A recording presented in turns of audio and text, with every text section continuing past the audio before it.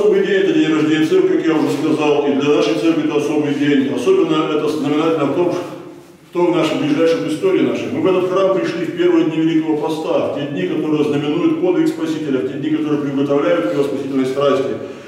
Мы видели, мы проходили все эти дни, как подобает Святой Церкви, мы проходили эти дни постные, мы проходили дни страстей Господних, мы пришли в Святой день Пасхи, отпраздновали воскресение Господне.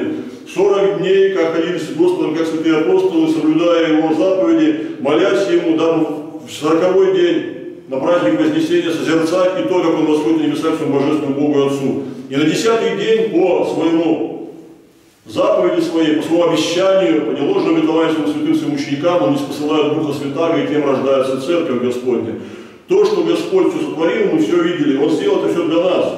И когда Он вознесся, мы говорим, что Он воскрес для того, чтобы воскресли. Он страдал, чтобы мы имели укрепление в страданиях и искушениях. И вознесся, чтобы мы вошли к небесному Богу и Отцу. И вот сегодня, в день Пятидесятницы, Он дает силу Святой Церкви все это совершить.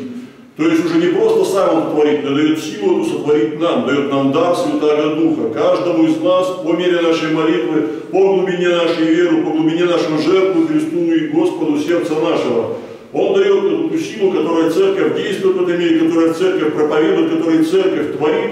Все, что она творит для спасения рода человеческого. Кому исцеление, исцеление, кому молитва, тому молитва, кому просвещение ума, тому просвещение ума, кому очищение грехов, тому очищение грехов. Недаром вы слышите слова Господни, когда вы примите Духа Святаго с ученикам, вы уже отпустите грехи, отпустим, и же удержите, удержаться. Господь дал силу своей церкви, сам став во главе ее, помазывая Духом Своим Святым на это великое служение, служение спасения рода человеческого.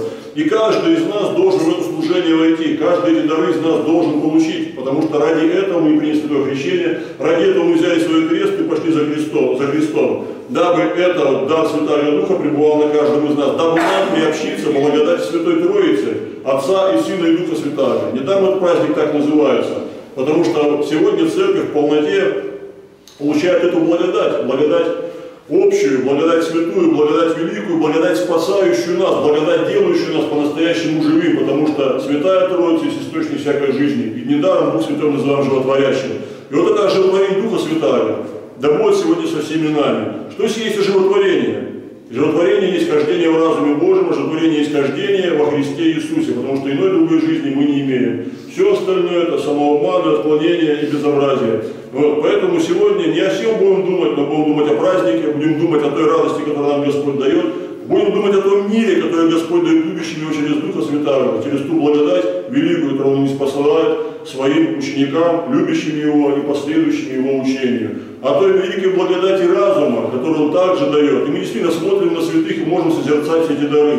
Недаром мы знаем, что к святым сотни людей, тысячи шли с вопросами, ища ответа на свою жизненную потребность. Недаром сотни людей шли к святым, да, посмотреть вот на эту настоящую жизнь, посмотреть на эту настоящую радость, прикоснуться к этому внутреннему духовному миру, которым очень часто по суете, по греховности, по увлеченности этим грехом, по увлеченности миром сим не имеем. Вот. И Господь каждого из нас, каждого христианина призывает к этому же. Недаром мы слышим: верующий в меня, от чрева его потекут источники воды живой. Вот от каждого из нас должны исходить эти источники воды живой, источники Духа Святаго. Ему же в труде, ему же в совете, уже в подаянии, ему же в молитве, каждому всякому по дару его, потому что дары Духа многоразличны, мы знаем об этом. Сегодня мы слышим об апостолах, которые дали им, такой Господь дал разум, такое словесное разумение, что все слышали эти словеса, все эти благословения, которые они говорили, все эти благовестия, которые приносили, всякий язык понимал. Каждый думал, что говорится ему именно, каждый думал, что именно на его языке все это произносится. Вот. Такой дар был дан Господом своим апостолам для того, чтобы пронести Святое Евангелие по всему миру, для того, чтобы каждый мог прикоснуться к этому благовестию. Вот. И эти дары многоразличны, как апостол Павел их перечисляет. Я уже сегодня говорил о них, да, и дары эти, еще раз говорю, каждому из нас свои. Молитесь, да, Господь дает вам дарование больше. Самое главное, даст вам дар разумения и дар спасения души нашей. Аминь. Ходите